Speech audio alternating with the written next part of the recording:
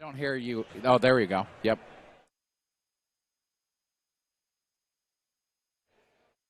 You getting it on there?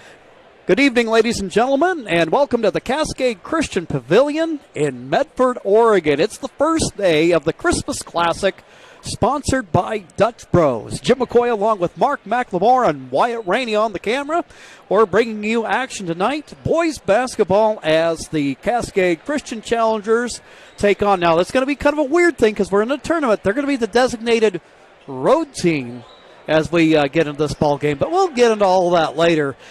This will be a great opportunity just to watch some good basketball for those of you who follow along on TableRockSports.net. Here earlier today, the Crater Comets were big winners in their game against the Phoenix boys. So for all of you who are basketball fans, check out the action at every boys and girls varsity game that's played at this location. Yep.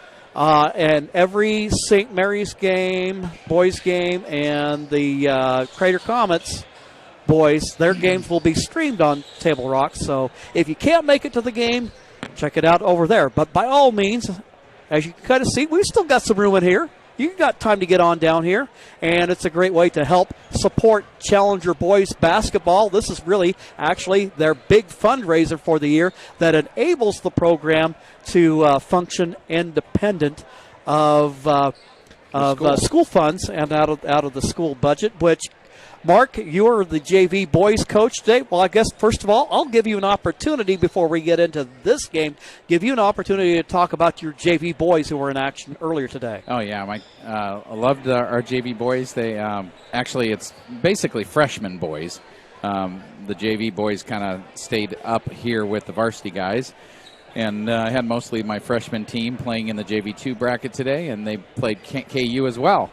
And won handily in that one, and it was a great fun game for the kids, and thought we played really well. We won 48-29 in that one, and KU, good team, definitely good team. But we made a nice big run at the beginning of the game, got out to a little lead, and kind of just held on to it for the entire game, and that was good for us. Anytime you hold a team to 29 points, you're feeling good as a coach. You want to be in those single-digit quarters. Less than 40 points in a game, you figure you can beat most people, and we did that. So that's what we talked about as a team, and that's what we went out and executed. And KU did a good job of, they actually switched to a zone after we got off to that good start, and they kind of stayed right with us the rest of the game playing that zone. So, but it was good. It was a good time for the kids, and I just love the new courts over there. They're fabulous over at the Grace School. They put in 2 new basketball courts over there, a purple court and a black court. And I tell you what, they look great. They got a little bit of bleachers over there for the fans, and so we're running a JV tournament over there as well as a JV2 tournament over there. 40 teams in this year's Christmas Classic, so it's just fun to see all the kids out here having fun, enjoying themselves, and we're making some money for the Challenger basketball program. As you said, we try not to take any funds from the school and self-fund our program, and pretty much this is the one huge fundraiser that we have for the year. Well, I would imagine in so many ways that it's probably preferable to doing a fireworks stand or having to go out and sell chocolates or whatever the case may be. You get to have all this basketball fun. It's a valuable experience for all the athletes involved, as we're still at this very early season, and it's calorie free. Oh, it is, and it's just a great tournament. Every year that we've had it, last year due to COVID we didn't have it, but every year that we've had it, it's just been such a fun time for the kids to play 3 games in 3 days on each of these teams, and to have all the teams and coaches and parents and everybody supporting the Cascade program has just been really fun. Well, what I like about this tournament is it's really a nice blend. And I think, obviously, it's done with the idea in mind that you get as many people in attendance as you possibly can. And that you have the local teams. Yep. That we saw Crater, looks like it's going to be another fine year for that 5A program. We saw the Phoenix Pirates, that usually a pretty competitive team. Then along with that, St. Mary's will be playing later on this evening at 9 o'clock, the boys will. And then you have, of course, the Cascade Christian Challengers, North Valley, and don't all forget that. Dayton and Santiam. And then I was going to say, then you get some of the top 3A teams. So for those that kind of wonder a little bit, how do the challengers stack up against some of the best 3A teams in the state? Well, Dayton and Santiam Christian are two of the perennial contenders, and they'll be here, and it'll be you know that you've done something when you beat that team. Talking about Santiam Christian, had a chance to watch them play against North Valley earlier. Santiam prevailed in the game, but they had to work to do it. Yeah, 47-38, Santiam beat North Valley, but it was a game all the way to the end, and that's what we've seen a lot today. We've seen a lot of games that have been close. There's been a few of them that have been a little not as close, but most of the games have been within 10 points. As a matter of fact, we started off the day with a girls' game where Eagle Point was down by one and made a three-pointer with almost no time left on the clock to win the very first game of the day. And it's been close all day, even up into this last girls' game that we just saw between Harrisburg and North Valley. Just a 46-36 win for Harrisburg. So it's been a phenomenal day so far, and I'm just looking forward to seeing how the Challengers are going to look against the Pelicans. Well, since the last boys' game that you and I broadcast, which was the opening game against Lost River, a 2A school, the Challengers went over to the Les Schwab South Coast Tournament. And, it was a mixture of ups and downs for the Challengers. They played a couple of tough 4A schools, it looks like, in terms of Klamath and Junction City. Junction City, I'm sure, felt good about getting a little measure of revenge for what happened in football. But then they turned around and finished off with a victory against Hidden Valley. So this team obviously, kind of going through that discovery stage a little bit, and also just kind of getting their basketball chops up. Well, and you said it right when you said discovery stage. I think that it's one of those things where, let's look at it. Look at who's starting for this team. You've got two sophomores, a junior, two sophomores, actually three sophomores, a junior and a senior. So, it's definitely a team that's a work in progress right now. And, I think they're going to continue to get better as the season gets along and as they play more with each other, because if you look at who played last year compared to this year as far as starters go, you really just got Maurer, Austin Maurer back from that group. So now he's playing with a new group. They got to feel each other out and kind of get some rhythm to it.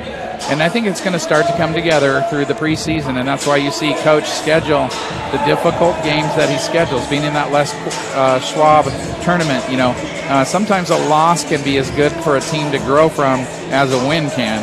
And that first game in that Les Schwab tournament, they played, I think, at about 8:30 at night, and it went to overtime, right? Mm-hmm. And then they had to come back and play Junction City in the morning at 8:30. So that's about as tough as it gets. Yeah. And so you can kind of see that Junction City effort was not where it needed to be. I think if they play even later in the day, it would have been maybe a little different outcome. But playing an 8:30 at night game that goes to overtime and then having to come back and play an 8:30 a.m. game in the morning, very tough to do for any team, and especially after you lose a heartbreaker the night before. So I think some of it is emotional growing too, if you know what I mean. You got to be steady no matter what happened in the game before. So this will be interesting, playing another 3 games in 3 days to see how the Challengers respond, and hopefully they're going to get better as they head toward league. Well, you mentioned Austin Maurer. I call him the sophomore sensation, averaging nearly 23 points a game, knocking down his threes, averaging 8 points and 8 rebounds, I should say, and about 4 blocks a game. He's doing everything as advertised. We're getting good senior leadership from Cody Reese, and Cody's averaging about 14 points a game. And you talked about in that season opener that he would be a guy that would be asked to carry more of a scoring load this year, and he's been true to the task there. I think about something that Dennis Murphy said a few years back, and that was always really those good teams have 3 guys who can score. That can be your playmakers, because for example, with the Challengers this year, the total focus is going to be on trying to set up a situation where Austin Maurer limits the damage if you're an opponent. Then there's Cody. But that third guy, who is that third guy? I think that they're still kind of feeling that one out at moments. It looks like you can see some things. Peyton Maurer, Austin's twin brother, hit for double figures against Hidden Valley, and so he showed a little bit there. You can see Landon Hess. He might be one of those guys that could do that. Camden Anderson, I think, we haven't really... I think let's just say that he's a guy with a lot of potential. Some younger guys on the team. A guy I'll kind of watch being on the rise for the future might be a guy like Eli Bryant. But at this point, who is that person yet? That remains to be seen. So I agree with you 100%, Jim. So it's going to be interesting because they're going to need somebody to step up and take that role. Yes. What we'll do right now is we'll go ahead and take a quick timeout. Challengers and the Pelicans right around the corner here on Table Rock Sports.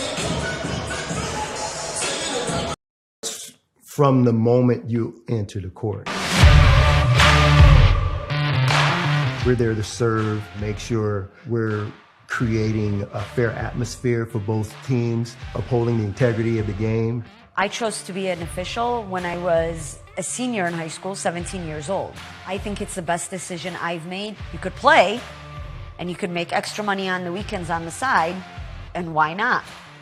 In life, things aren't scripted. Games aren't pre-scripted. I got into officiating because my father was an official. Officiating was part of our family life. It wasn't just a game. Get to be outside, get to experience the game. It's so much more fun. You can get a lot out of it. If you're an athlete, we need people like you and young athletes who can translate those skills to officiating. So much of officiating is not necessarily what you do on the court. It's how you conduct business off the court as well. Being an official, sure, it's not easy. And if it wasn't for those difficulties, I don't think I would be where I'm at, because it helped me become not only a better official, but a better person. It happens in every town, in every game. We never have a perfect game, but the rewards always outweigh the negativities. And it's just been wonderful.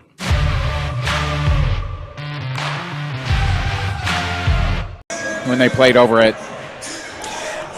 Welcome back to the Cascade Christian Pavilion. We're just moments away from the game between the Cascade Christian Challengers and the Klamath Union Pelicans. Now, let's talk just briefly about the Pelicans. In years past, I know they've had their ups and downs, and a lot of downs in maybe in recent years, but this team off to a good start, and you look at that Klamath Union roster to go, that looks like that they, this will be not what you would think would be a typical matchup right out of the gate at a tournament. No, it's a good team for KU, and they've got a lot of seniors on their team. If you look at their roster, I think I saw 9 seniors on their roster. So a very experienced, seasoned team that's going to give the challengers some challenge for sure. Actually, it looks like they've got 8 seniors, but still, a very experienced team are the KU Pelicans, and I don't expect them to be a team that's going to, if the challengers get on a run or something like that, they're not going to be affected by that. They're going to be steady. They're going to stay the course, and even if the challengers get out ahead or vice versa, they're going to be a team that is going to be on point throughout the entire game. Well, we look forward to bringing the action your way, and for those of you who are fans of Challenger girls basketball, we'll have that game for you coming up at 7:30 tonight as the Challenger girls take on the Santiam Christian Eagles. But first, we have boys basketball action, and what a day of basketball it has been here at the Cascade Christian Pavilion. And we'll talk more about this game and then also the tournament coming right up on Table Rock Sports. They're getting ready to do some of the pregame festivities, and when we return, we'll have basketball for you here on TableRockSports.net.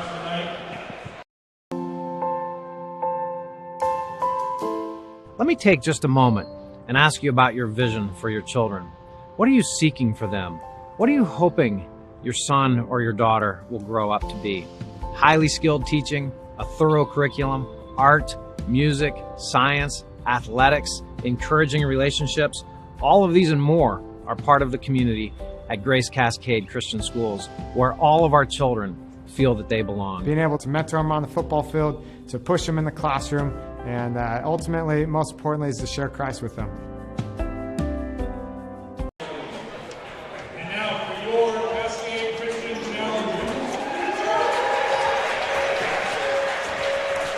We're back here at the pavilion. We're just in time for the starting lineup to be introduced.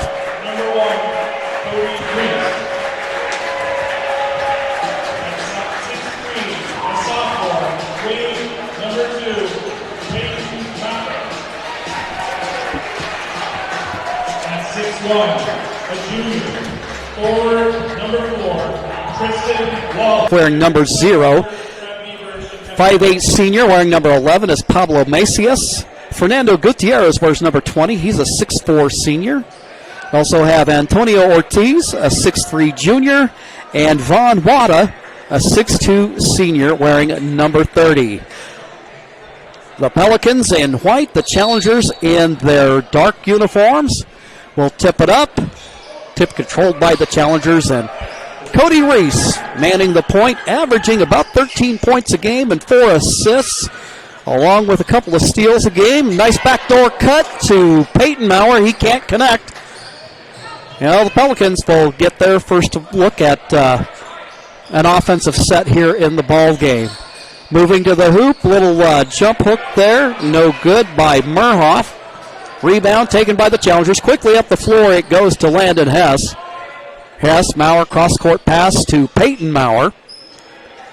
Reese over in the corner. He starts a drive. Now Wallace has an open look. Some guys might shoot from that spot, but Wallace kind of more of a mid-range to short game type of guy, and his main role actually on the team is doing the dirty work. And unfortunately, that was not a very good pass from Wallace, and it turns into a Challenger turnover. Pelicans with the basketball.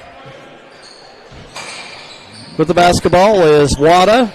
Now it goes over on the near side for Gutierrez. Gutierrez guarded by Tristan Wallace. Challenger defense looking tough so far, and there's a steal. Peyton Maurer to Tristan Wallace. He'll glide to the hole, lays it up with the left hand to Tristan Wallace. I talked to him about him not being much of a scorer or shooter, but he gets the Challengers on the board first. Well, and that's perfect for him. That's the kind of stuff you want him to do, finish. And right here, you're talking about that Challenger defense. We see Cody Reese doing his thing, and once again, the operative term to describe his defensive game by Coach Morris is menace. He calls him the menace, as he should, and I tell you what, you ask anybody in practice that has to be guarded by Cody, he is a menace. You don't want him to guard you. He's just on you. You better pack your lunch. It's going to be an all-day workout. Austin Maurer from downtown. His shot in and out. And yes, he's got the range to connect from there. Reese has it pickpocketed away by Macias. Macias. Now going to the hole is Wada. And he puts the Pelicans on the board and knots up the game. Hess with a drive. Back out. Cross-court pass to Peyton Maurer. His shot short. And we have a whistle-stopping play. A call going against the Challengers. That's going to be called against Landon Hess. That will be his first personal of the ball game. Challengers a little cold from the field. 1 for 4 to start here. This Challenger team hitting at about a 46% clip to start the season, which is a nice place for you to be. Macias, shot off the board. Austin Maurer quickly up the floor. It goes to Wallace. Wallace in the low post. And they're going to call for pushing off. That's a terrible call. I'm sorry. That's a terrible call. Number 5 throws his head back and falls backward and gets the call. That's just bad. That's a flop. Should not be a turnover. An Oscar-worthy performance by the Pelican defender. Little gamesmanship there. Peyton Maurer going to come out of the ball game, and in is sophomore Cannon Anderson. Yeah, you hate to see those kind of soft calls. And now we have over and back the call against Klamath Union. As, you know, being guarded by the menace creates the turnover. Absolutely. He is a fun player to watch. He's going to go hard to the hole. His shot off target. Maurer tips it. Comes out to the Pelicans. Now up the floor is Pablo Macias to Wada. Wada drives the baseline. Passes across the paint. Kenan Taylor in the game. Wada going to fire from downtown. His shot just a little bit long. Austin Maurer cleans the glass.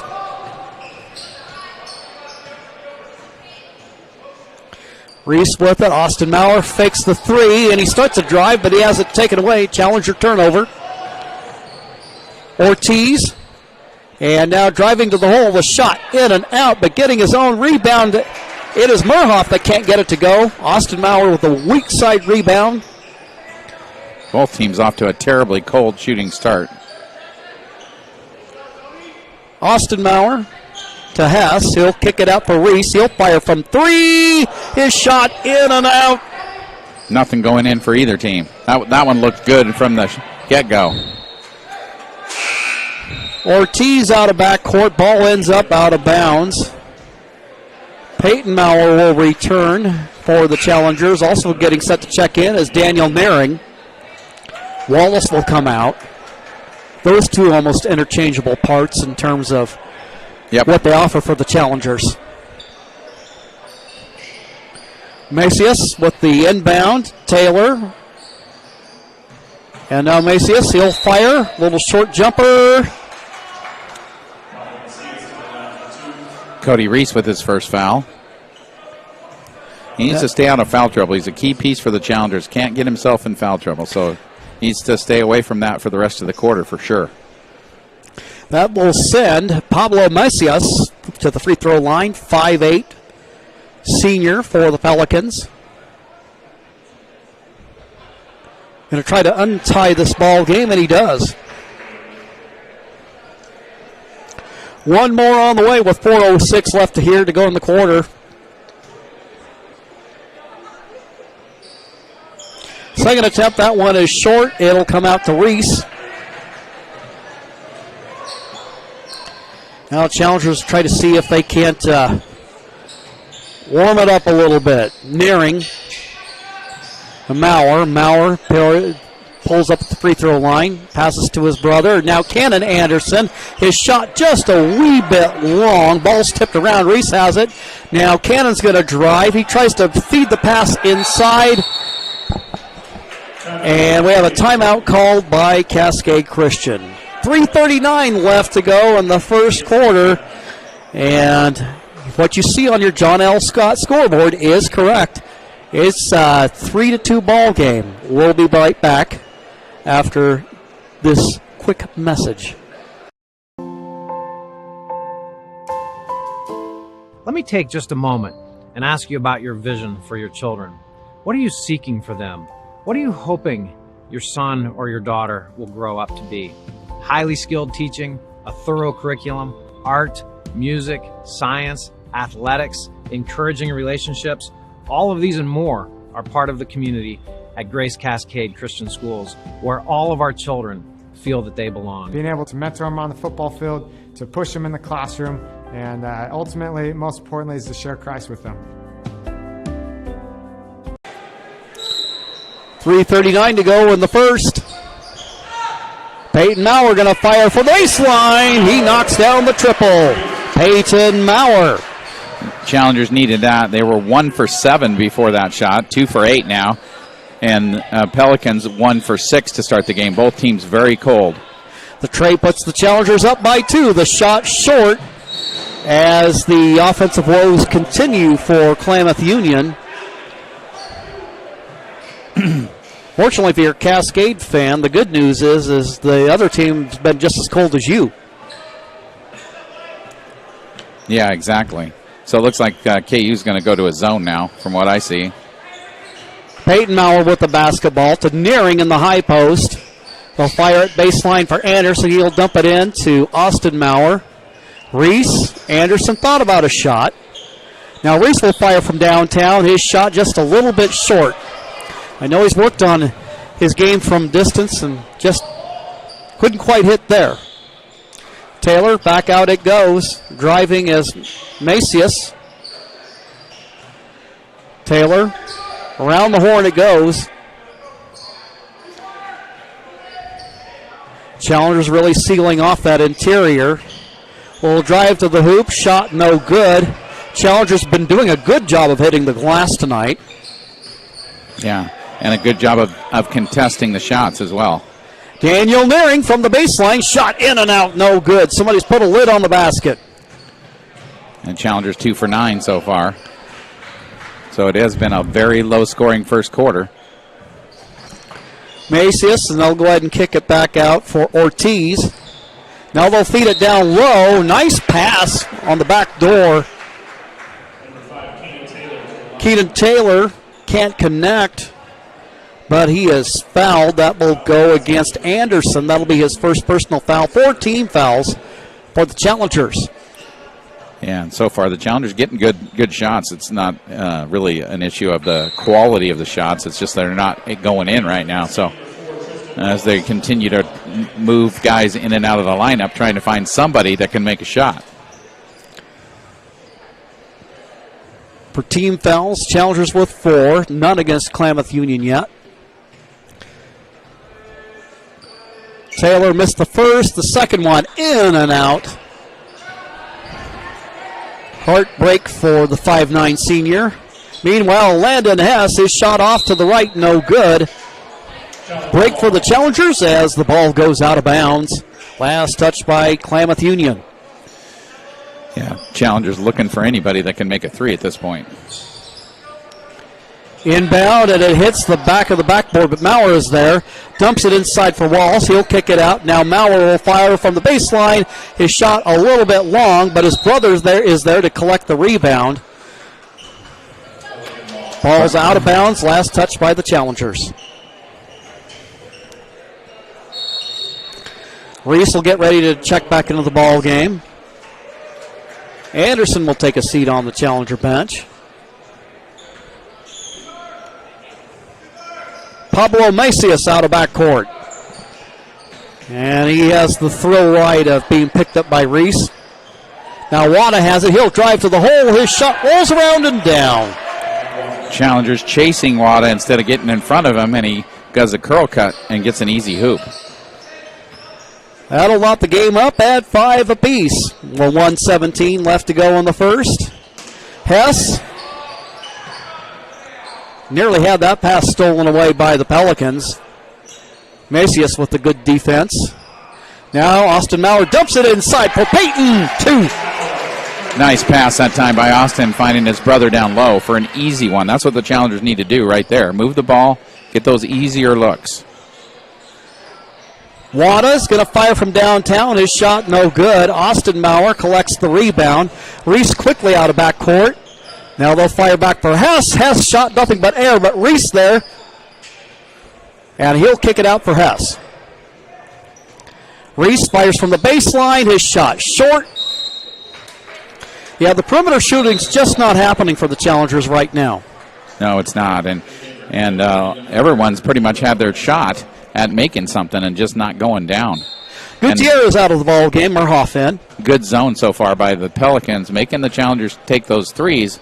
At some point, though, if you're Cascade Christian, you want to do a little bit better job of just working the ball inside and getting some better looks since you're not making them. Wada with the basketball. He's shown his quickness tonight. Macias. His shot way short, so the Challengers will get it back, leading by 2 with 13.1 seconds left to go in the quarter. And the Challengers have been doing a good job of, forcing KU to take the long ones too. As they'll take it out of backcourt. Hess, Reese, back up top it goes. Reese with the basketball. He'll fire. His shot hits the top of the backboard. And coming down with the rebound is Merhoff, and that will end the first quarter of play. After 1, the Challengers lead by 2. We'll take a timeout, and we'll be back with more here on TableRockSports.net. At 3 o'clock, Carter's campaign for class president will go live. His platform? Thirsty for change? Juice boxes for all. At 4, Liz will bid online and win. Yes! Yes! Which is why at 2, I'm down the street preparing for the storm. So no matter what, the show will go on.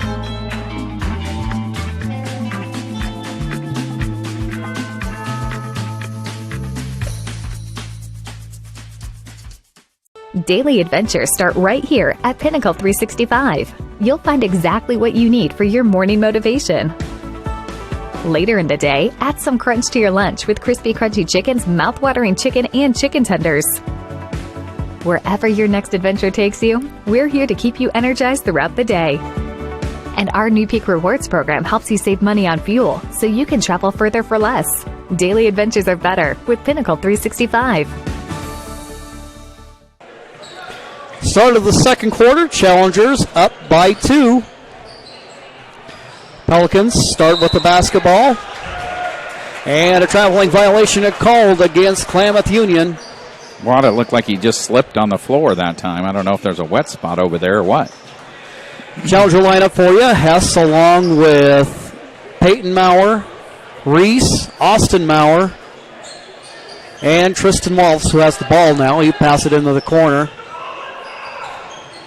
Pass it up top, swing it around the horn. Reese has it. He scored 16 against Hidden Valley on Saturday. Waltz going to fire his shot, nothing but air. Rebound taken on the weak side by Antonio Ortiz. Quickly up the floor, the ball goes. Challengers get it back.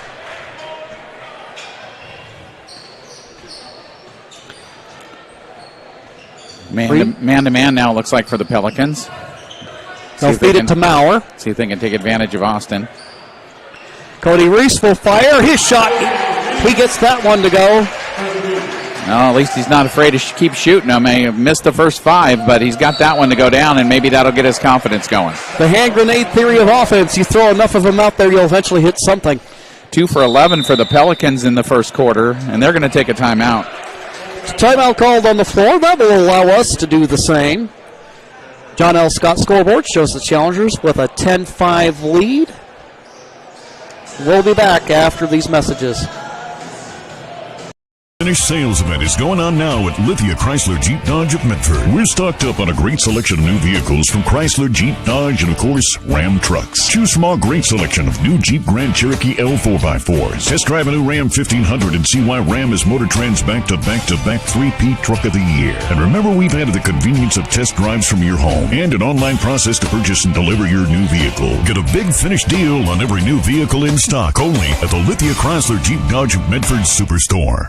Dear Dad, I was afraid to say this to your face, but I heard you yelling again from the stands during my game. You were shouting at the coach, the refs, even the other parents. It embarrasses me when you yell at everyone. It really stresses me out. I love sports. I love my team. I just want to play, but not if you always lose your temper. Love, Katie.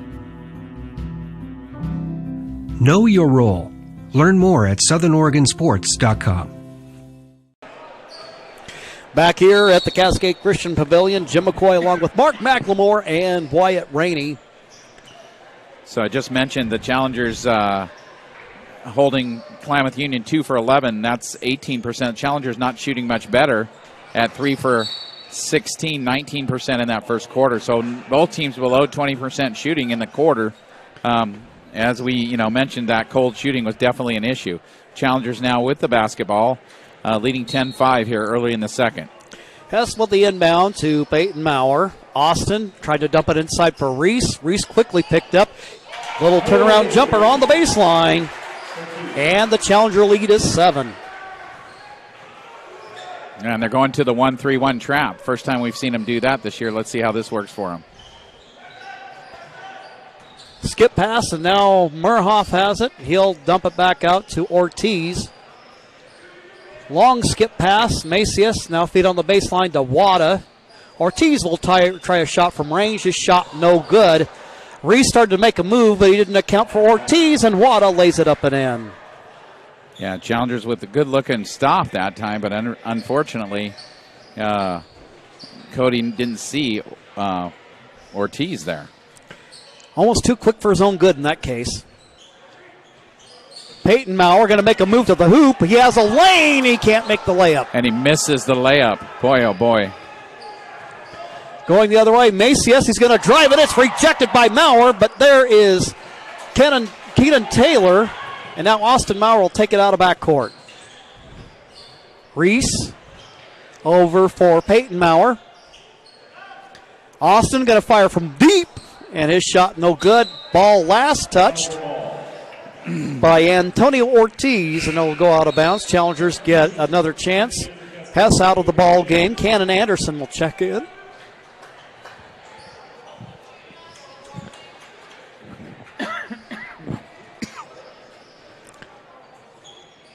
Reese inbounding.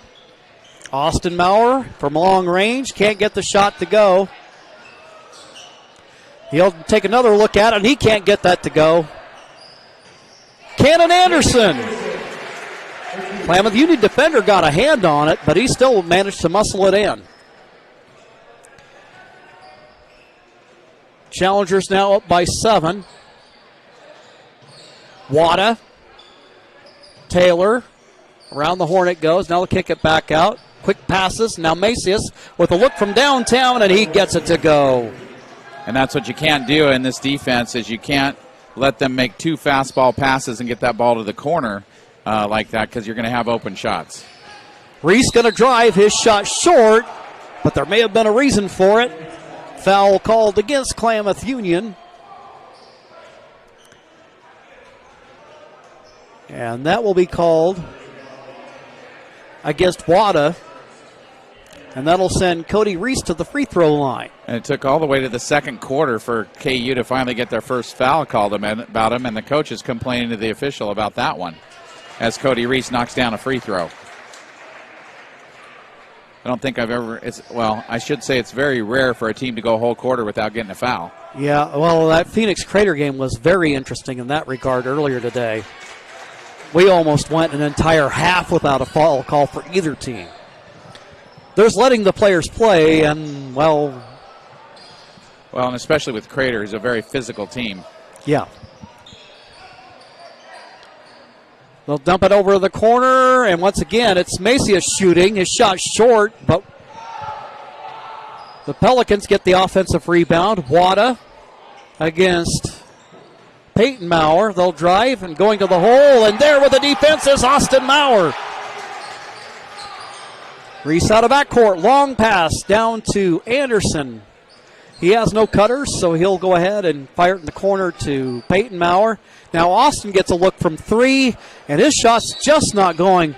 It's one of those things where he looked great in warm-ups today, and I just wonder if he left all his good pitches in the bullpen. Well, yeah, he's 0 for 5 so far, and he's usually making those. I think 3 or 4 of those are from 3 as well. Well, he's been shooting at a ridiculous percentage to start the season. Yeah, he really has. Needless to say, at his height, he's a huge matchup problem. Yep, he is.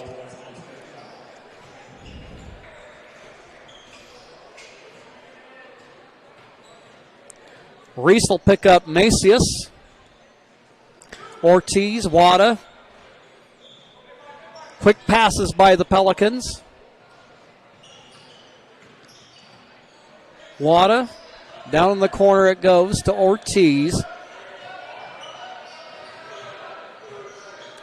Challengers sealing off that middle and a travel call.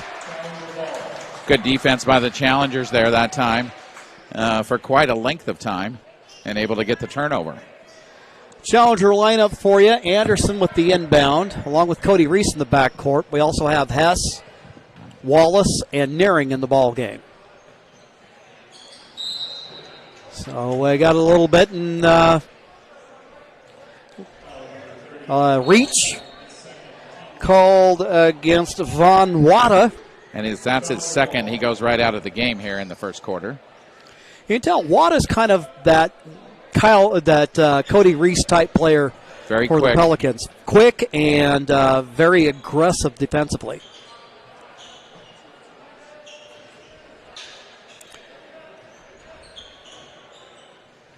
Tried to get it in the high post. Wall's pass tipped away. Hess is there. Over for Reese. Reese finds Anderson in the corner. He'll fire from range. His shot long.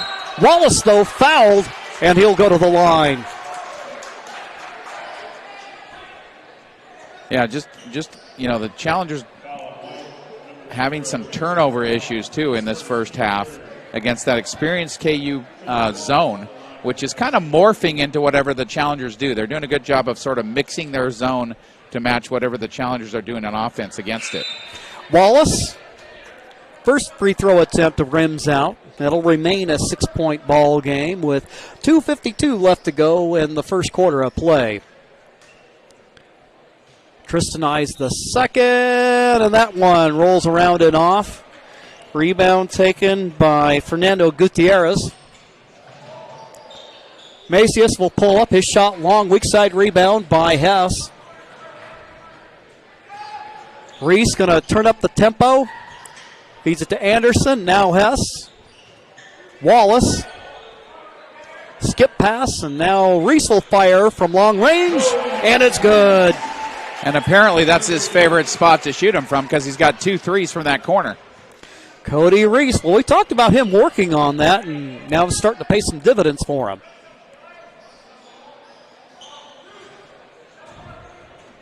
Taylor's going to bring it back up top. Macias. And now Murhoff. Murhoff's going to shoot over Nearing. Shot no good. Rebound by Anderson. Anderson to Reese. Says, I'll take another. How about that? And misses the shot. Offensive rebound by the challengers. Wallace and Hess there. Wallace will kick it out for Landon Hess. Reese. Anderson. Almost loses the handle on it, but gathers himself. Wallace. He'll go ahead and fire his shot off to the right. Nearing with the offensive rebound. Little turnaround pick back. No good. Challengers lead 19-10 with 1:25 left to go in the first half of play. And this is a classic Challenger game where the defense is tough. And even though they're not making shots, they're keeping themselves in the game by just playing great defense like that by Cannon Anderson. Cannon, the shorter man, he still manages to get up there and take that one away for the Challengers.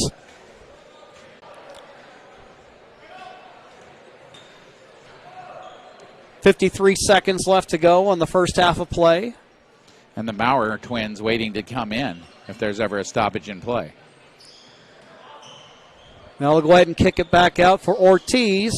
Macias going to fire from 3. His shot short. Nearing with the rebound. Doing a good job of basket. And that's one of the things I like about Daniel. He's just a good fundamental player. He just does that, boxes out. Makes sure he's where he's supposed to be.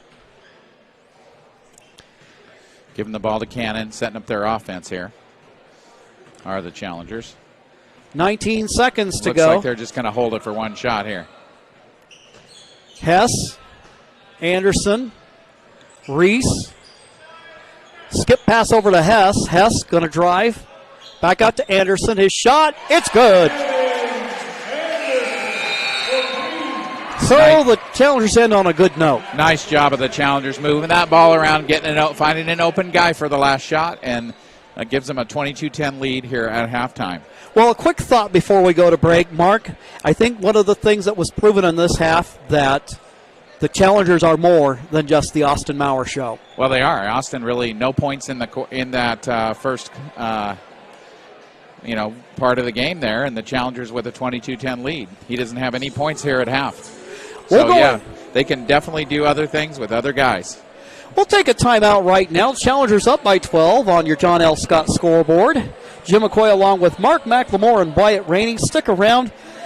Mark will be working on those halftime stats, and we'll also recap a little bit of the action that's been going on here at the Christmas Classic, sponsored by Dutch Bros. Stick around. We'll be back after these messages.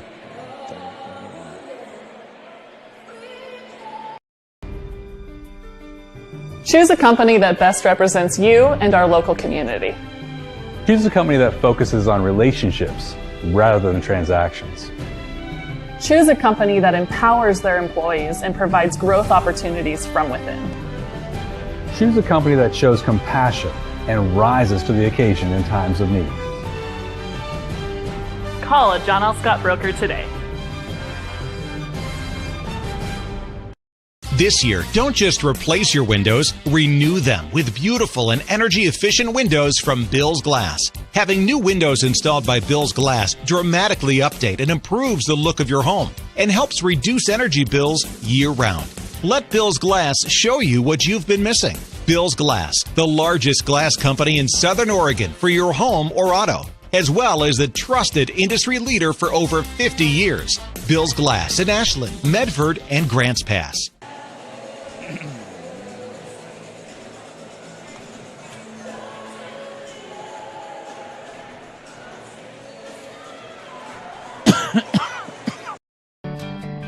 It takes meticulous planning,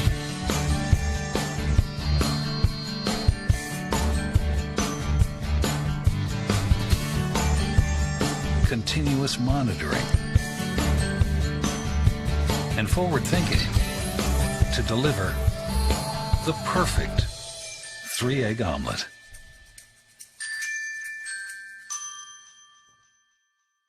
Sherm's Thunderbird Market has been serving Southern Oregon for over 50 years.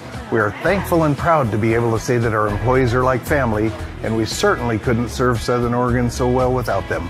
I love my job, and what better place to work than for the people who care about you and your community. We really are treated more like family rather than just employees. Our loyal customers make my job fun and more enjoyable. Sherm's is now hiring. Go to our website to see what positions are available.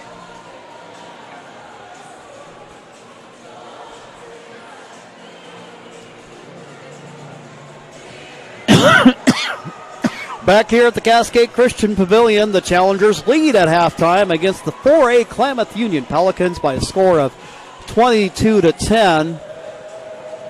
I'm not sure that I necessarily had a whole lot of expectations going into this game, just kind of not having early in the year, haven't seen Klamath Union play before. Figured we'd probably have a kind of a tough contest, but I don't know that I was quite prepared for the half that we ended up with. If you're a Challenger fan, you got to like the result. On the other hand, it's been kind of an unusual start to this ball game. Well, I don't think either team would say they played very well offensively. Both teams really struggled shooting the basketball. We mentioned in the first quarter, the Challengers were 3 for 16 in that quarter, just 19%, and Klamath Union was 2 for 11, 18%. So neither team shooting the ball very well in the first half, or in the first quarter especially. The Challengers end the half 8 for 31, 26%, and KU 4 for 20, 20%. So not a good half for either team shooting the basketball. So anyway, as far as turnovers go, the Challengers was 7, KU was 6, so very even there. Free throw percentages, Cascade Christian 2 for 4, 50%. Meanwhile, Klamath Union 1 for 4, 25%. Scoring, first for Klamath Union, Macias has 4, and Wada has 6, and that's all they're scoring in the first half. For the Cascade Christian Challengers, Cody Reese has 10, Cannon Anderson with 5, Tristan Wallace has 2, and Peyton Maurer has 5, and that's the scoring for the Challengers. So Cody Reese sort of carrying them here in the first quarter, or in the first half, I should say.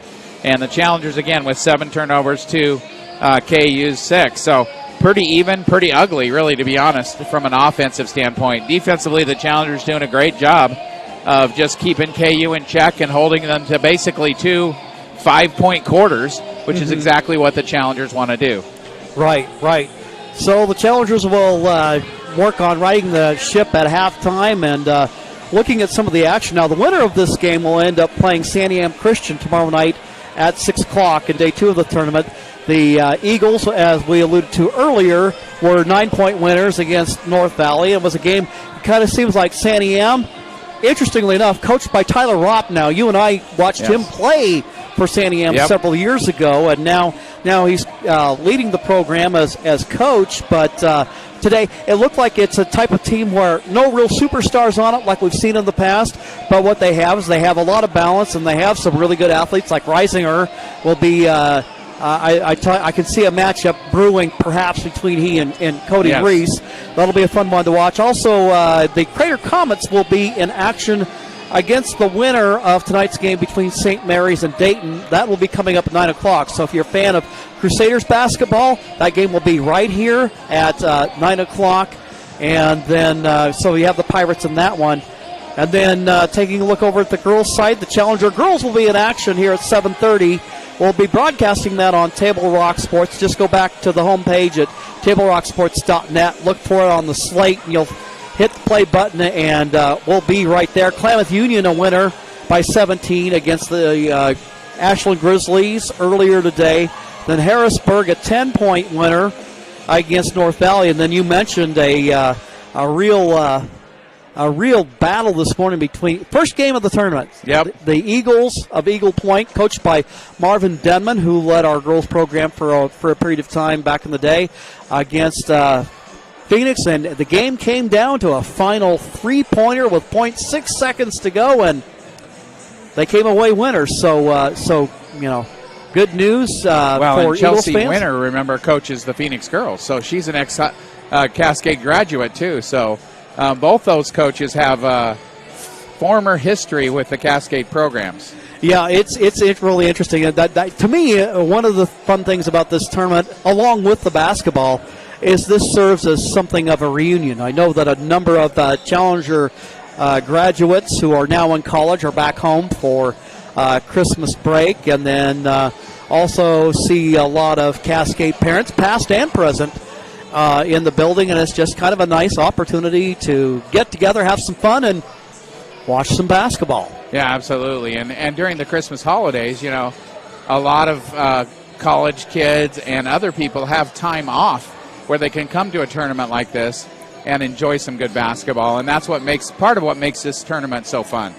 Yeah, absolutely. Well, we got about a couple minutes before we get started with the second half. We'll go ahead and take a final timeout and get ready for the start of the third quarter. The Challengers lead by 12, 22-10. We'll be back in 2 minutes here on TableRockSports.net. Workers' comp claim was denied. Or was it accepted? Now what are you supposed to do? Find out for free. Call Schlesinger and de Villeneuve immediately and let us fight for you. Since 1991, Medford area residents have looked to Eye Care Associates of Southern Oregon for vision care for the whole family. Specializing in optometry for adults and children, ECA uses state-of-the-art diagnostic tools to scan for health risks and get your prescription just right. Get your students a comprehensive vision check to ensure they have their best chance to learn and succeed. And look good while you see well. Specialists in our optical boutique have extensive styles on hand or can special order. We hope to see your family at Eye Care Associates of Southern Oregon. Visit eyecaresouthern.com to learn more. Waiting, even a few days, to report a work injury or illness could cost you everything. But how do you know what you should do? Find out for free. Call Schlesinger and de Villeneuve immediately and let us fight for you. And then right now, it's so that one's really loud. And this other one, the one that you just turned up, is in my other ear, and it's there all the time, but it's not as loud. Weird. Very weird. Well, here we are. We're getting ready for the start of the third quarter. Challengers lead in this one by 12. 22-10 ball game. Kind of a tough first half for both teams from an offensive standpoint. Both teams been strong defensively. Now that they have spent a time to regroup, it'll be interesting to see what the second half holds in store. By all means, this Pelicans team off to a solid start this year. Challengers come in at 2-2 with wins against Hidden Valley and Lost River, and losses to two very good 4A programs in Junction City and Philomath. Yeah, I think those are both ranked in the top 10 currently, those two programs. Right. And you can see this Klamath Union program, they're going to be a tough out for anybody. Well, we talked about the amount of seniors that they have, and there's a lot of them.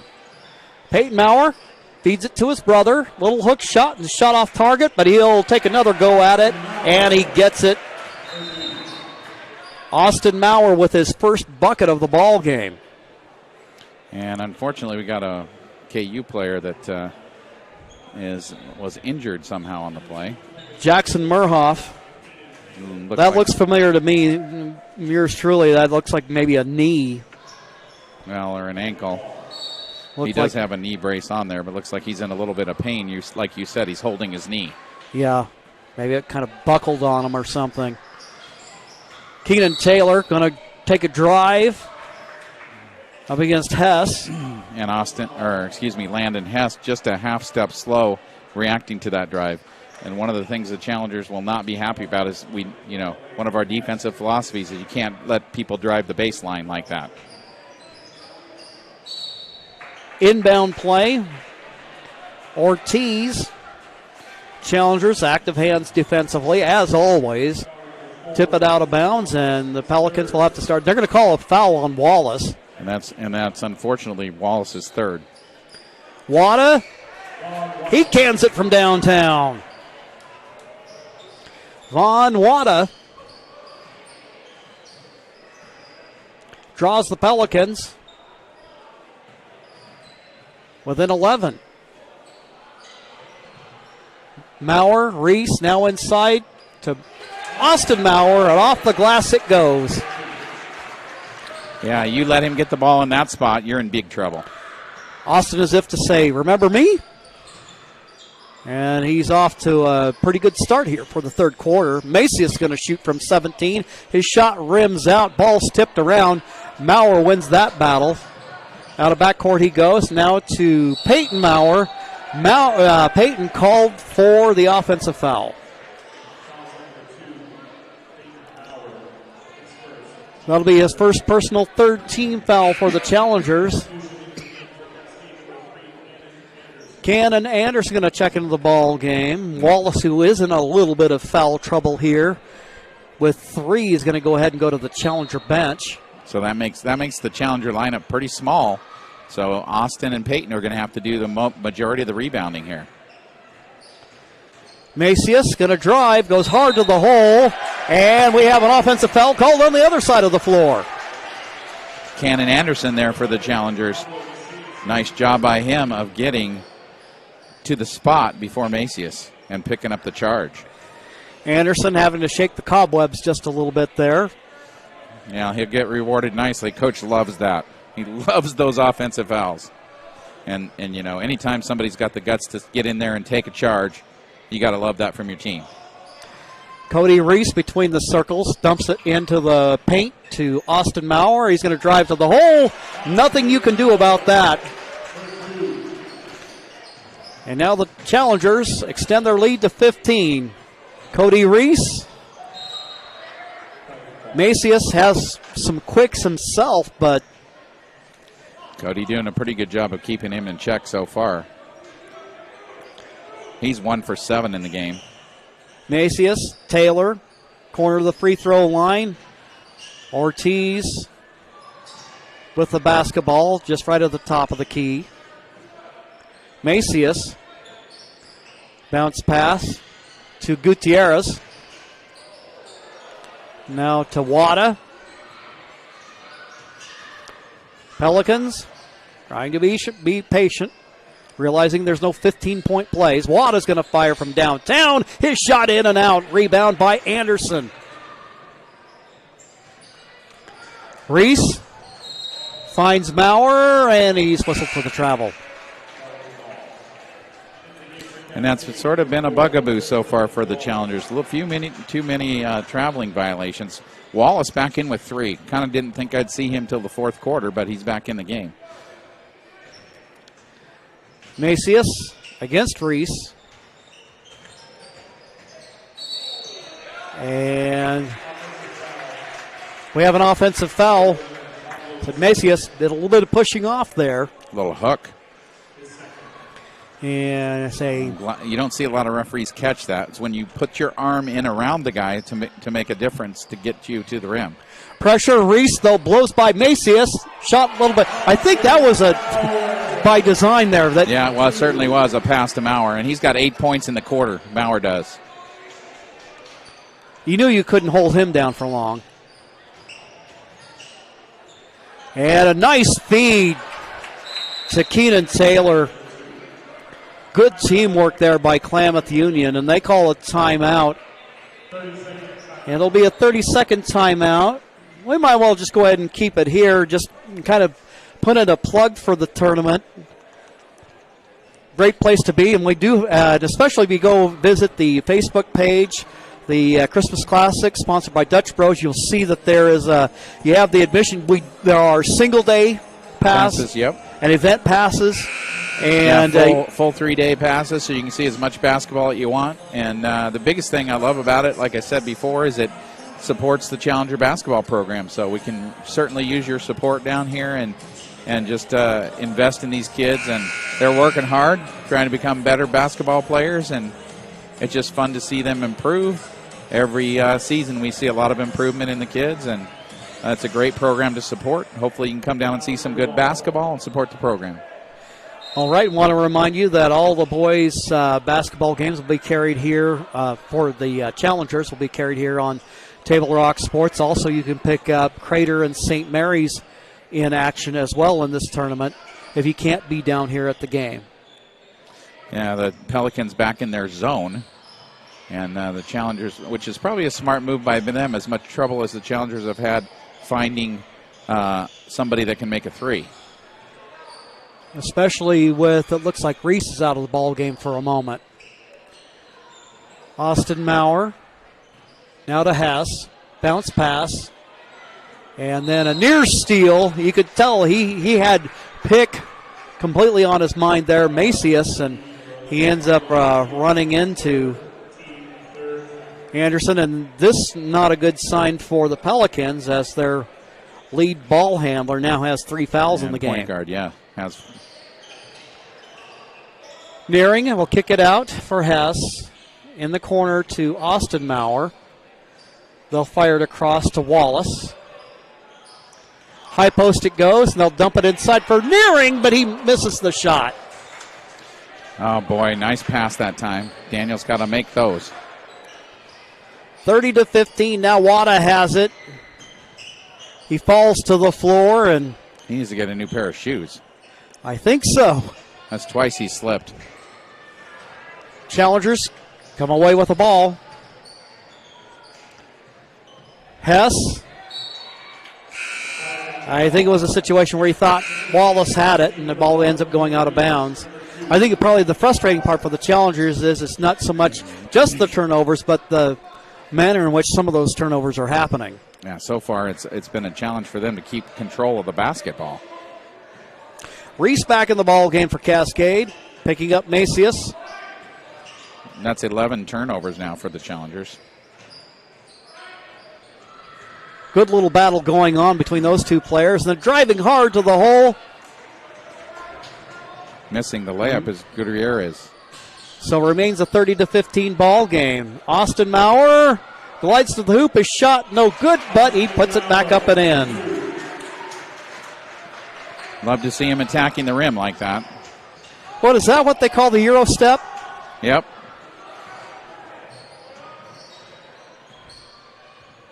Nearing has the ball inside, tries to kick it back out to Anderson. He has to chase it down. Austin Maurer says, I'm going to try from distance here. A shot off target, but his brother there is there for the offensive rebound. Reese going to drive hard to the hole. His shot hard off the glass. Austin Maurer with the putback.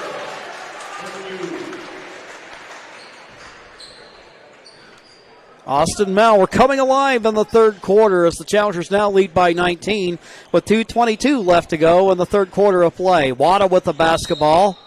He'll drive and offensive or a legal screen on 20, I think. So that foul called against Fernando Gutierrez.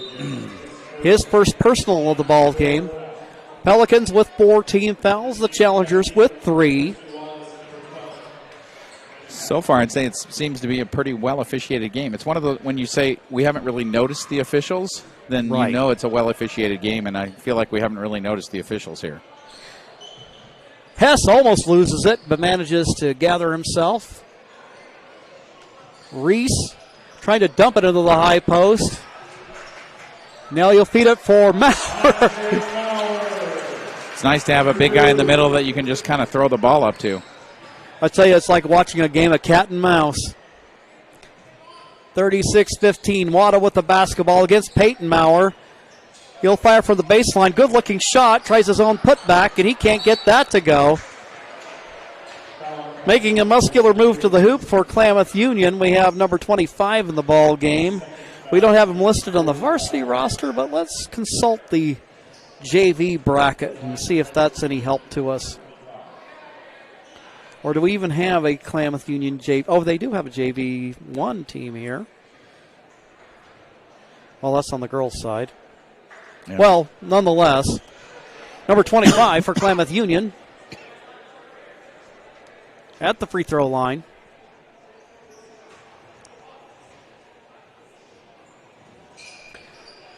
That could be Mauricio Alexander, who's actually listed on the roster as number 23. Pass just a little too high by Reese. It'll be taken away by the Pelicans. Up the floor it goes to Wada. And now it'll be Keenan Taylor with the try from downtown. Good hustle by the Pelicans, and the ball's wrestled around, and as Wallace tries to control it, he gets fouled, and it looks like we've got an Eli Bryant sighting coming. Bryant, freshman ball player. Well, you want to see Coach get some of these guys in that are going to, need to contribute down the stretch. You need to have a little deeper bench than just 5 or 6 or 7. So Eli Bryant get an opportunity to see what he can do in this one. Those almost look like, what do they call those sliders that he has on him? Very colorful shoes he's wearing. And he's at the top of the key. Wallace inside for Austin Maurer. Maurer, as he makes his move, he gets fouled. That'll send him to the free throw line. So the Challengers with 14 points here in the third quarter, by far their best output. Well, and most of those coming from Maurer. Free throw attempt, that one rims out. He has not been very effective outside of the lane, though. Most of those points coming in the lane. Second attempt on the way. 1 for 2 at the charity stripe. As a matter of fact, he has 15 of the Challengers' 17 points in the quarter. Wada gets a screen from Gutierrez. He'll pick up his dribble, and cross court it goes, and Ortiz will fire the long-range jumper. Pelicans ice cold from downtown tonight. Reese with the basketball. He drives, and nice pass to Tristan, but a foul in front of it. And it'll be 1-1 for Cody Reese as the Challengers in the penalty. Cody, the lone senior on the Challenger squad this year. Compare that to what? The Challengers had 9 seniors on the team back in the spring? Yeah. And the KU team that has 8 seniors on it. Reese misses the free throw attempt. Offensive rebound by Wallace to Bryant. Austin going to drive, but he has it stripped away. Wada with the basketball out of back court. He'll drive hard to the hole. His runner, it's good. Vaughn Wada. Quickly up the floor it goes to Austin Maurer. Maurer with the hoop and the harm. With 8.7 seconds left to go in the third. And 17 points for Austin in the quarter. In the quarter. And the guy's averaging almost 23 a game. Well, he is something else. We talked about it. He really didn't do much in the first half, but he came out with a vengeance in the third quarter. And I think the Challengers really made an effort to get him the ball down low, too, with the size advantage that he has down there. And he converts the three-point play. Now he'll go ahead and take a quick breather, rest for the remainder of the quarter, and he'll get a little bit of a breather in the timeout between. Yeah, unfortunately for KU, Mirhoff, who was doing a decent job guarding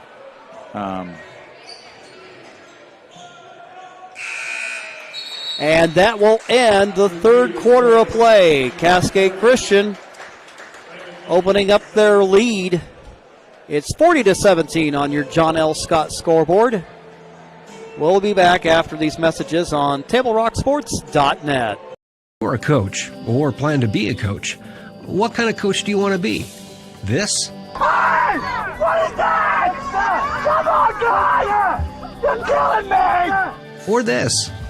I love it. I love what I see. I don't care about the mistakes. Everybody makes mistakes. Guys making millions of dollars on Sunday, they make mistakes. Know your role. Learn more at southernoregonsports.org.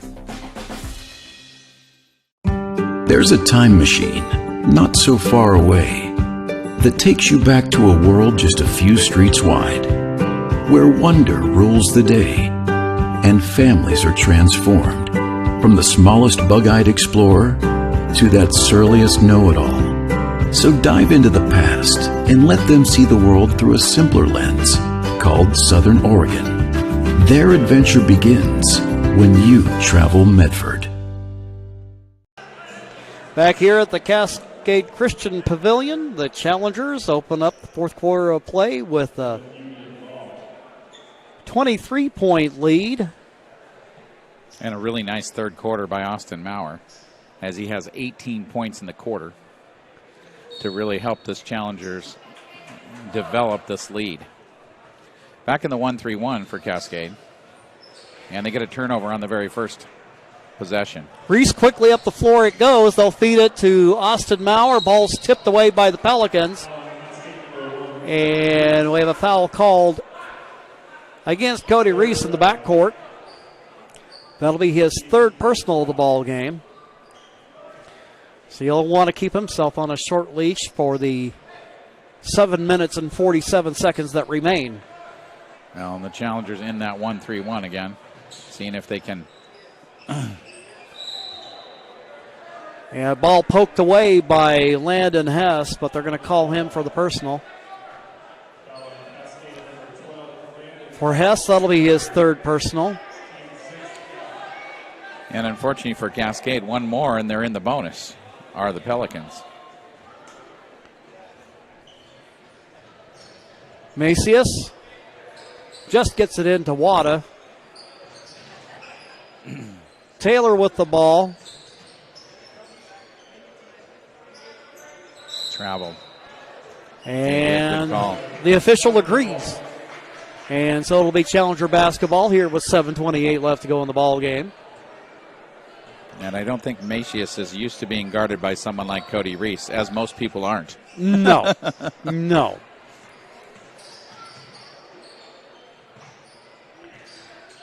Peyton Maurer now bounce pass to Cody Reese. Reese feeds it inside for Maurer. He touches it off the glass. I have a feeling I know how these guys spend their spare time. Yes, they've been working on that for a while, the two of them, the pick and roll. Meanwhile, Macias can't get it to go.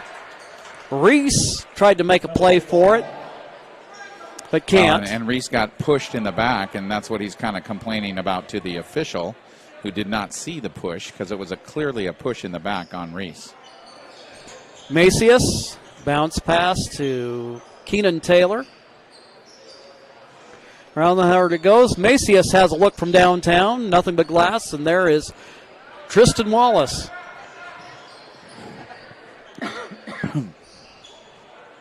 Wallace now being picked up by Wada. Peyton dumps it into his brother. He'll go hard to the hole. He lays it up and in. Well, he's trying to get up to his average, and the way it's going, he's going to be there shortly. Meanwhile, Macias with a nice drive to the hole. Absolutely. Reese out of back court, wheels and deals. Wallace loses the control of it, but Peyton Maurer's there, and he gets it back from Hess. Landon Hess with a good, actually that was Peyton Maurer with a nice drive to the hole. Yeah, Peyton Maurer, the great drive, and then a terrible pass as he tries to get it to his brother, and it goes off Austin's fingertips and out of bounds. Into the ball game, Cannon Anderson. Macias out of back court.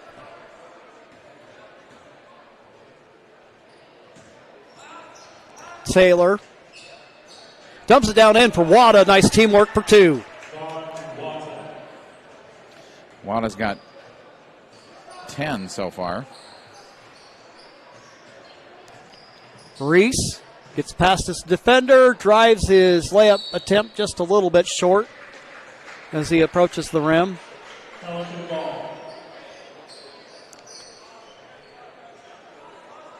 Pelicans will get it back on the turnover. Challengers going back out of the 1-3-1. They're still struggling with that a little bit, that defense. They haven't quite got it to where they want it to be. Now talk about that defense. What's the... Well, the idea is to just not allow the other team to go where they want to go. Mm-hmm. And that time, again, you can see Cody Reese right on Macias, and he ends up pushing off and getting called for the offensive foul. That'll be his 4th personal foul of the ball game. Timeout called. And we'll be right back after these messages. 45 years, RVTD has been the way to go in the Rogue Valley. We celebrate others making a difference in our amazing community, like Southern Oregon University and Rogue Community College. SOU and RCC provide accessible, high-quality education for students of all ages and backgrounds, utilizing hands-on learning and community engagement. SOU and RCC work in partnership to help students succeed, creating greater opportunity in the Rogue Valley. Way to go, SOU and RCC! Back here at the Cascade Christian Pavilion, the Challengers pulling away here in the second half. Peyton Maurer out of backcourt, guarded by Ortiz. Works it to his brother Austin. Reese. And an illegal screen called against the Challengers. And that's on the backside. That's not even part of the primary play. So I'm sure that the coaches are not going to be happy about that one. And that's the 4th foul on Tristan Wallace as well. 4:57 left to go in the game. The winner plays Sandy M. Christian tomorrow night at 6 o'clock. For the basketball, Macias. A shot short. Austin will gather the rebound. He has a bushel full of those tonight. And once again, he makes a move to the hole, 2. Going the other way, Macias. His shot no good. Ball comes out to Wallace. Reese out of backcourt now. Anderson.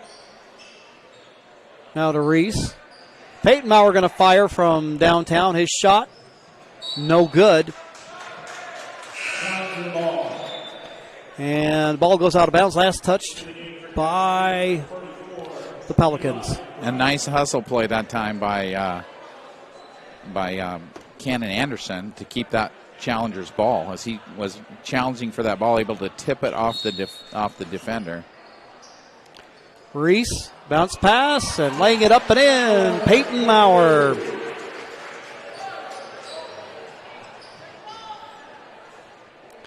Taylor trying to come up with an answer. Shot misses. Maurer out of backcourt. Now to Eli Bryant, who's in. He'll feed it up the floor to Austin Maurer, and he throws it down.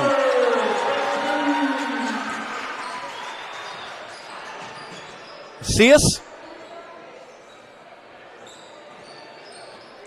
He's going to drive hard to the hole, but there was Maurer. Taylor's right there to clean it up for the bucket. Going the other way. Shot no good by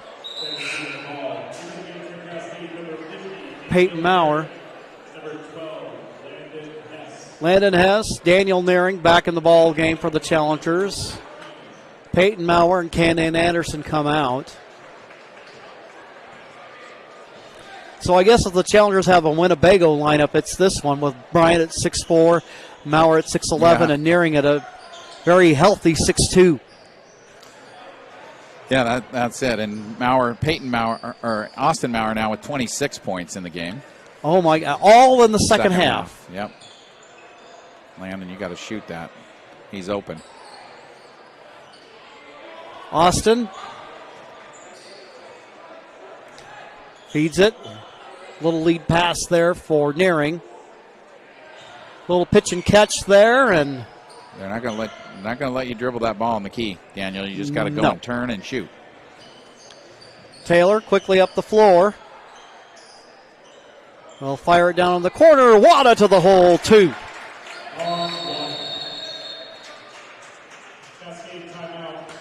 Cascade Christian calling a timeout with 2:36 left to go. Just for Coach to get his subs in. So they will take a 30-second timeout. We will as well. 45 years, RVTD has been the way to go in the Rogue Valley. We celebrate others making a difference in our amazing community, like Southern Oregon University and Rogue Community College. SOU and RCC provide accessible, high-quality education for students of all ages and backgrounds, utilizing hands-on learning and community engagement. SOU and RCC work in partnership to help students succeed, creating greater opportunity in the Rogue Valley. Way to go, SOU and RCC!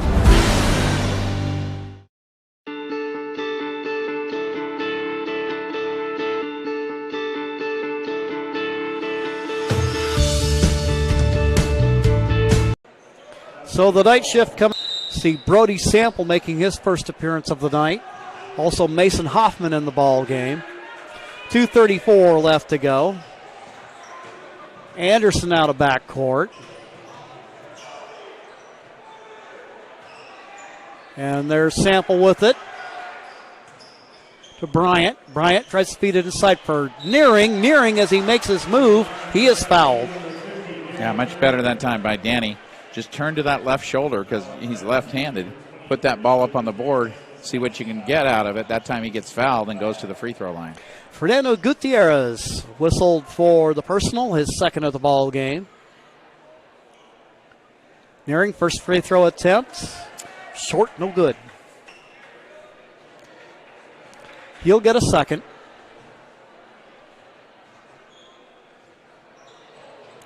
And he misses on that one. And the Pelicans come away with the ball. Macias now to Wada. He'll fire from downtown. His shot short. Nearing with the rebound. He'll outlet for Anderson. Wheels and deals out of the backcourt. Drives to the hole. His shot is good. Nice job by Cannon attacking the rim that time. Had the advantage and just a half a step on his defender. Able to take the bump and make the shot. Puts him to the free throw line. Anderson with the end one. With 1:58 to go in the ball game. We'll have coverage girls in action following this game. Anderson converts the three-point play to make it 53-25. Wada now dumps it inside, moving to the hole. Is actually that is somebody we don't have on our roster, no. number 2. For a minute there, I thought with that knee brace that it might have been Murhoff, but it's not. He'll shoot now, and he scores.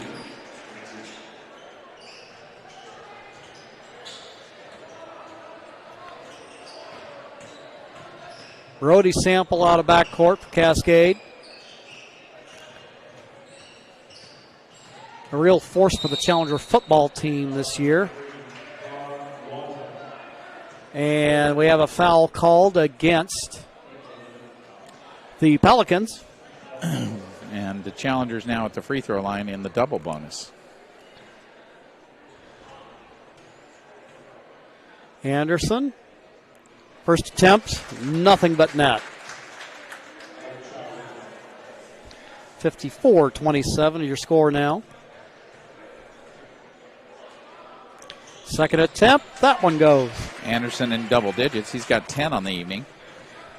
Nice game for him. I think the first time he's been in double digits this year. Yes, that's correct. Eli Bryant with a rebound and a foul in backcourt. And for Von Wada, who's been one of the bright spots for the Pelicans in this ball game, about run out of all of his fouls. Yeah, he's got 15 points in this one to lead KU. Eli Bryant rolls around and down. And I know you really like this kid. I haven't had a chance to see him play much, but yeah, I like this kid a lot. He's got a lot of learning to do. You know, he's a freshman, and certain freshman characteristics show up, if you know what I mean. Yes. And it takes a while to get those out and to get the kid to play at the level that he needs to play at. So we'll see how that goes as the season goes along. Steal by Nearing out of backcourt. He rumbles to the hole, 2. Kind of reminds you of when those defensive linemen intercept passes in a football game, and they rumble to the end zone. Daniel Nearing. And Macias is going to foul out with that one as well. And you love how Daniel Nearing protected that ball, being a big guy. Protected it, shot it with his left hand, and had his body in between the defender and the shot, and was able to finish and go to the line for 1. Nearing, free throw attempt, in and out. Quickly the other way, firing from downtown. That is Ortiz. A shot no good. Nearing with the rebound. Sample will take it out of backcourt now at the point. Now to Mason Hoffman. Pass to Bryant. Has it stripped away by Taylor, but Hoffman is there. They'll feed it inside. Nice pass by Anderson, and the shot by Nearing is good.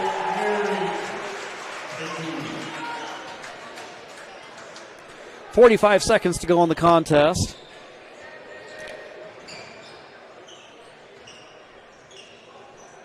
Wadden now losing the handle on the basketball in the ball game. Dutra, who's in the ball game. I'll have to get with the KU coach and get straight on some of these numbers. Anderson with the basketball. Now they'll feed it for Nearing. Up top it goes for Anderson. And he's just going to go ahead and hold on to this one. Now he's going to let time run out. So with the victory, the Cascade Christian Challengers advance in the championship bracket. They'll get set to take on the Santiam Christian Eagles at 6 p.m. tomorrow night. As for the Klamath Union Pelicans, they'll drop to the consolation bracket, and the Pelicans will take on the North Valley Knights tomorrow at 1:30 p.m. here at the Cascade Christian Pavilion. So a victory for Cascade Christian as they put the record now on the early season at 3-2. We'll take a quick timeout. When we return, we'll give you a quick post-game wrap. The Challengers defeat the Pelicans. We'll be back after these messages.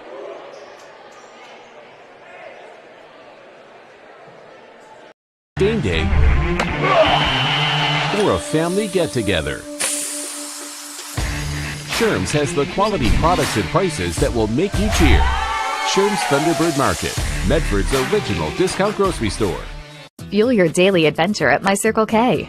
Whether it's some Monday motivation to kickstart your day, adding some crunch to your lunch, or fueling up for a road trip, your journey begins with My Circle K, powered by GP Energy.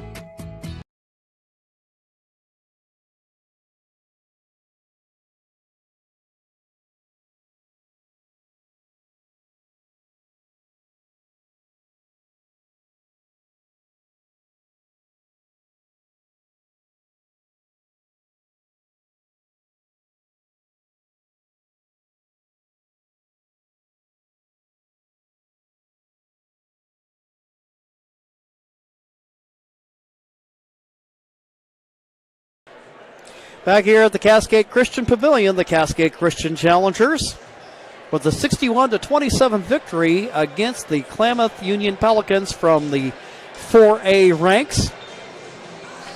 Following this game, we'll be bringing you the Cascade Christian Challenger girls in action against the Santiam Christian Eagles. And as I recall, I believe the Challenger girls JV, and they got a lot of swing players in this tournament. That the Challenger girls were winners against Klamath Union 48-24 earlier today. Also, in case actually they beat Ashland 43-15. Your Challenger boys, though, at JV level, beat Pelicans 48-24, and then Rogue River boys defeating St. Mary's in the JV2 division earlier today as well. As for the challengers, we'll see that it was a cold opening for Cascade as they took on the Pelicans, and both teams had their looks. They just couldn't get them to go. Both teams playing good defense early on. But in the second quarter, Cody Reese instrumental in giving the challengers a 12-point lead at halftime.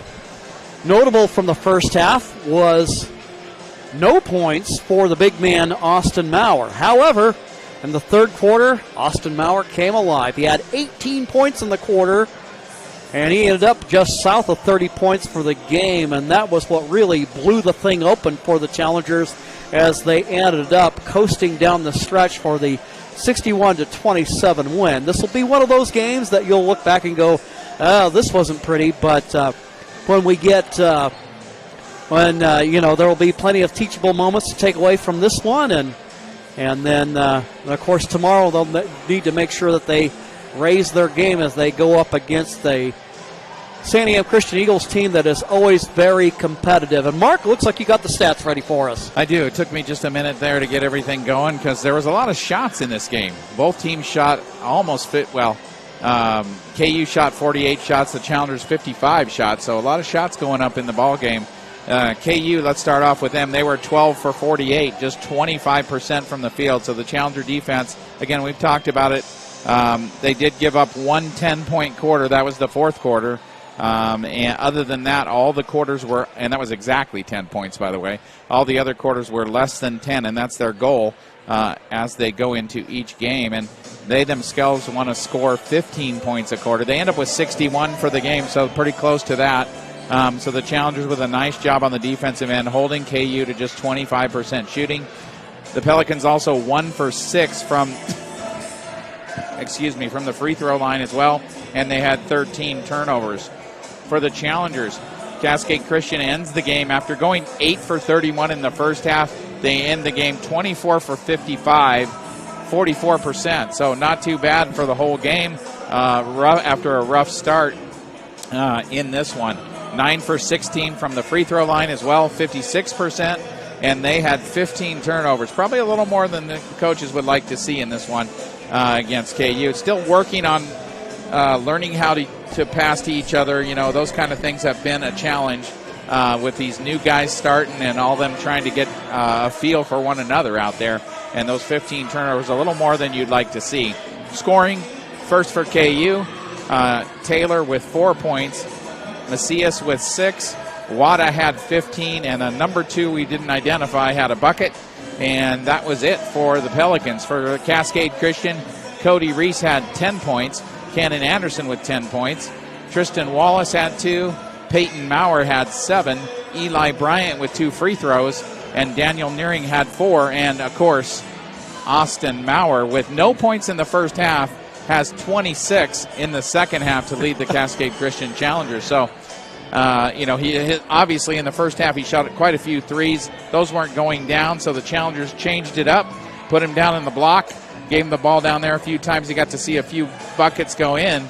And as you mentioned, 17 points in that third quarter. He ends the game with 26. So a nice comeback in the second half for him individually and for the Challengers overall as they end up shooting almost 44% and come away with a 61-27 victory.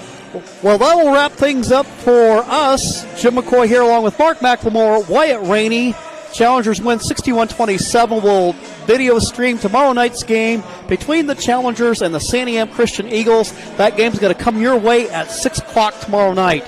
Right now, going to take a real quick timeout and then go ahead and hurry up and get us ready to bring you the Challenger girls in action. That is coming up. Again, go back to the homepage, TableRockSports.net, and then look for the menu, and you'll find the Challenger girls game there, and we'll be there. Give me about 3 or 4 minutes, and we'll be ready to go. For Jim McCoy, Mark McLemore, have a great evening, everybody.